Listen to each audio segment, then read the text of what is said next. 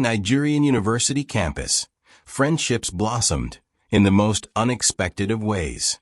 Among the thousands of students, 3 girls, Amara, Dami, and Kemi, were inseparable.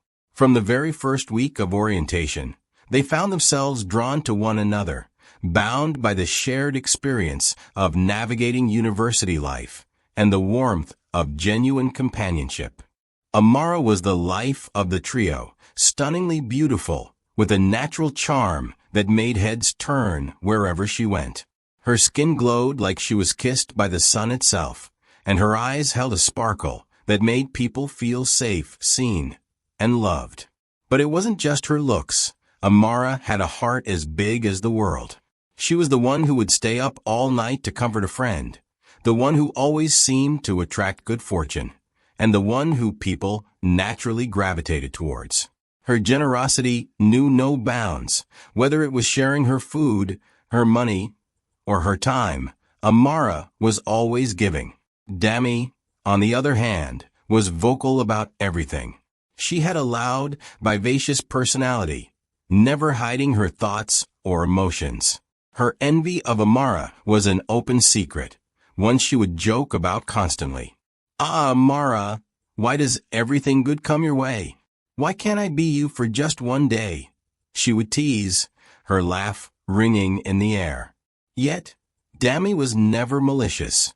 Her jealousy, though vocal, was worn like a badge of honesty, harmless in its transparency.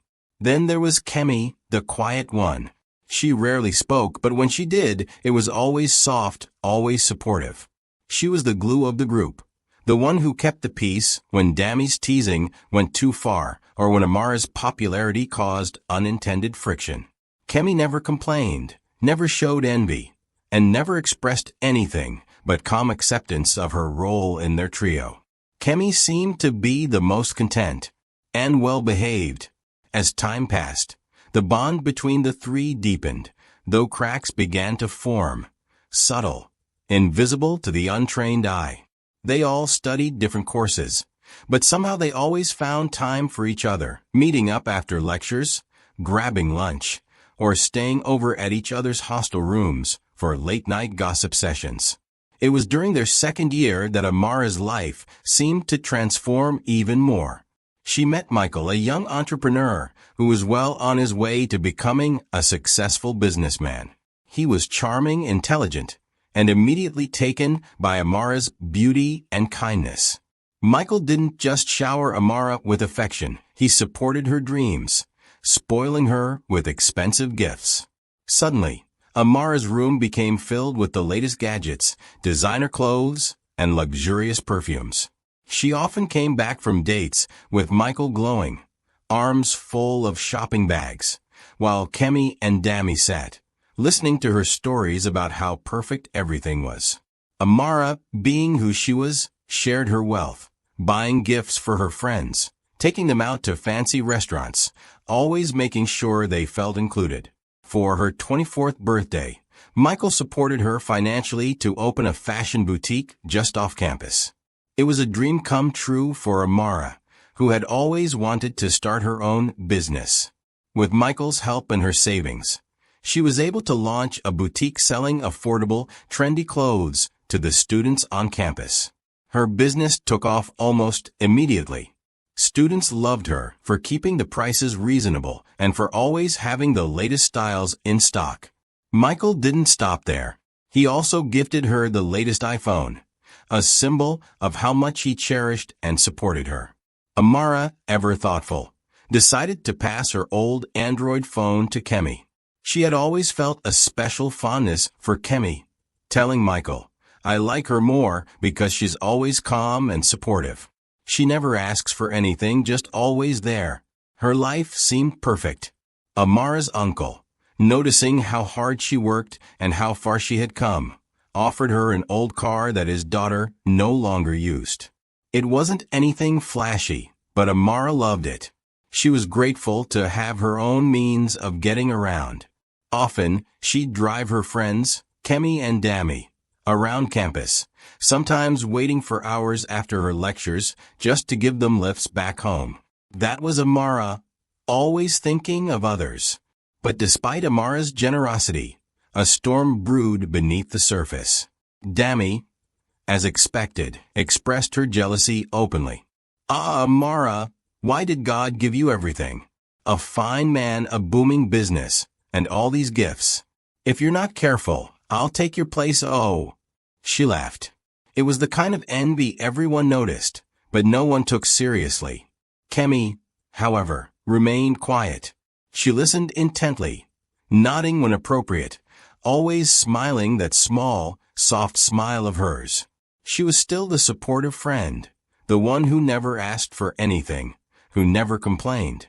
One evening, after another lavish outing with Michael, Amara invited Dami and Kemi over to her hostel for dinner. That evening, Dami complained, as usual, about how unfair life was. But this time, her words were more bitter.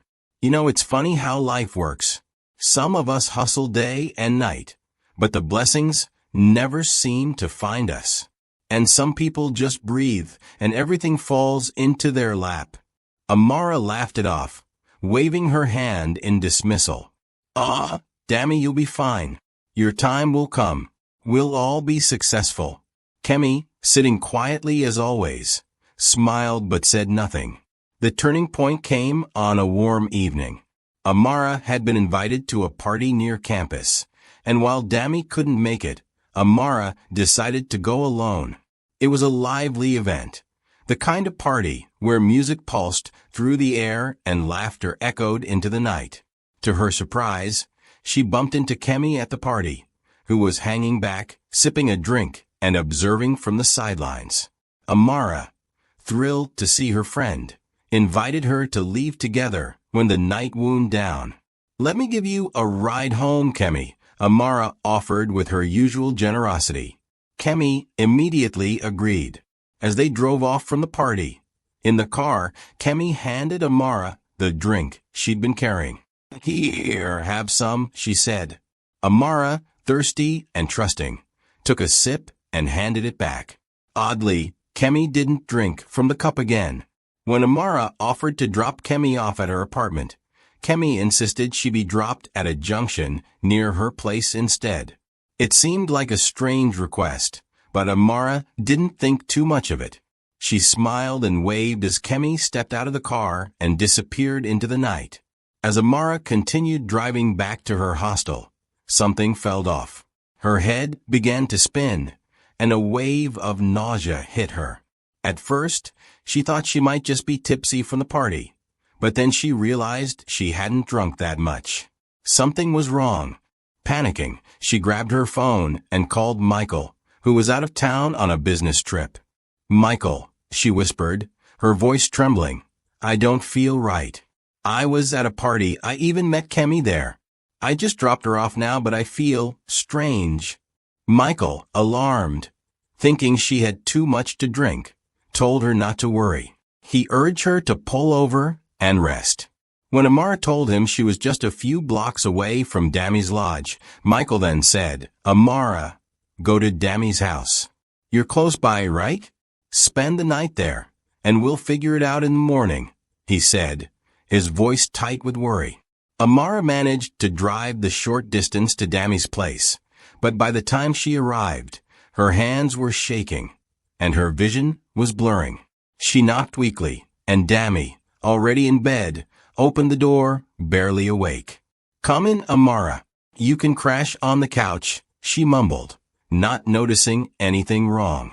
But within minutes of lying down, Amara's condition worsened.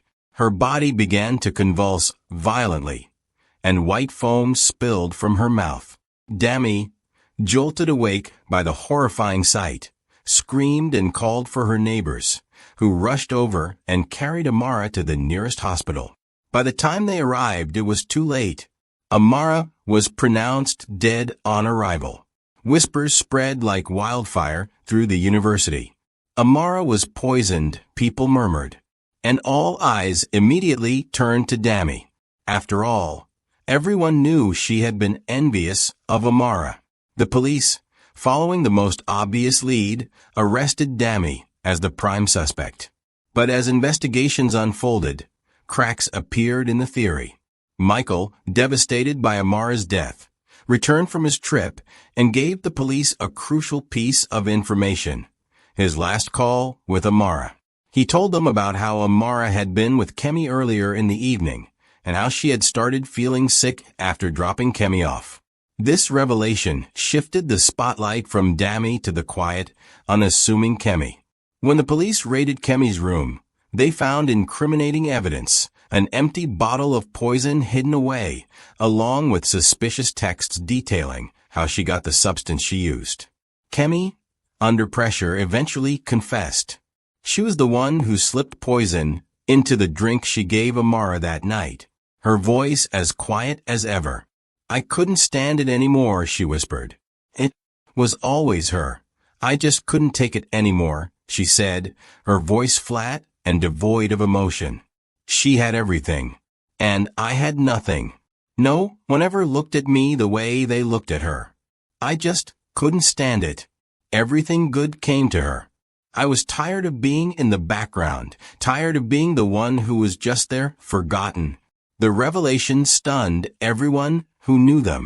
The girl who had seemed the most loyal, the most supportive, the girl everyone had trusted, the one who seemed the least likely to harm anyone, had been hiding a darkness so deep that even her closest friends never saw it coming. Dami, devastated, wept bitterly. "I was not even jealous of Amara. It was all normal girlfriend yarns, and I think deep down she knew," she muttered, tears streaming down her face. "I know I talk a lot, and sometimes I can be too much, but I would never hurt a fly. I would never do something so evil." In the end, Amara's death became a haunting reminder of how appearances can deceive. Sometimes, it's not the loudest voices that carry the deepest malice. Sometimes, it's the quiet ones, the ones who smile and support you, who harbor the darkest intentions. And in the case of Amara, her kindness had been repaid with betrayal from the person she least expected. If anything, Amara's death became a chilling reminder that envy and hatred often hide behind the quietest of smiles.